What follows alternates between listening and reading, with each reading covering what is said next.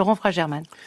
Je pense que, alors, on n'est pas d'accord sur l'autonomie, mais on va pas lancer le débat maintenant. C'est pour ça que j'ai relevé en disant que vous faisiez de la politique, Alain Boissineau, car l'autonomie, c'est très discuté par les enseignants. Disons que le terme est ambigu et qu'il faudrait préciser le sens. Une autonomie démocratique. On serait sans doute d'accord sur un certain sens du mot autonomie. Moi, je pense que la figure de Savary est intéressante, d'Alain Savary, parce que justement, alors c'est toujours Antoine Praud, hein, justement, que vous avez cité tout à l'heure, qui a d'ailleurs été conseiller, grand historien, qui a été conseiller de Rocard, Premier ministre, sur les questions éducatives. Donc, il a tout fait. Il a à la fois étudié et agi. Savary a essayé de lancer des initiatives, libérer les initiatives. Donc, un ministre peut accompagner les initiatives, peut dire aux acteurs du système, allez-y.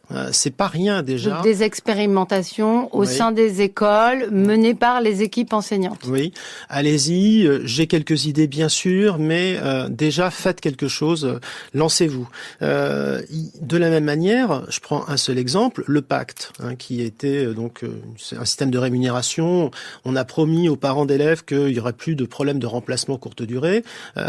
Résultat, on se retrouve avec le prof d'anglais qui remplace le cours de physique la veille pour le lendemain, ou pas de remplacement du tout. Et une bonne partie des enseignants, y compris cette partie des enseignants qui sont des enseignants que je vois dans mes questionnaires, très mobilisés, mais aussi à la fois pour l'école, mais aussi du point de vue syndical, donc cette partie-là qui est frontalement contre le pacte.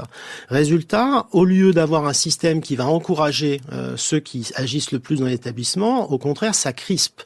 Donc moi j'ai envie de dire, tout ce qui est managérial, tout ce qui est pensé par des gens qui sont dans un état d'esprit d'entreprise, en se disant on va donner une prime au meilleur, on va mettre sa photo à l'entrée ou quoi que ce soit, on va être dans des logiques de technocratique ou managériales, ça ne marche pas dans l'éducation nationale. Et ça aussi, c'est un point de vue politiquement situé, je l'entends parfaitement dans vos propos, Laurent Fragerman. Mais nous sommes d'accord là-dessus.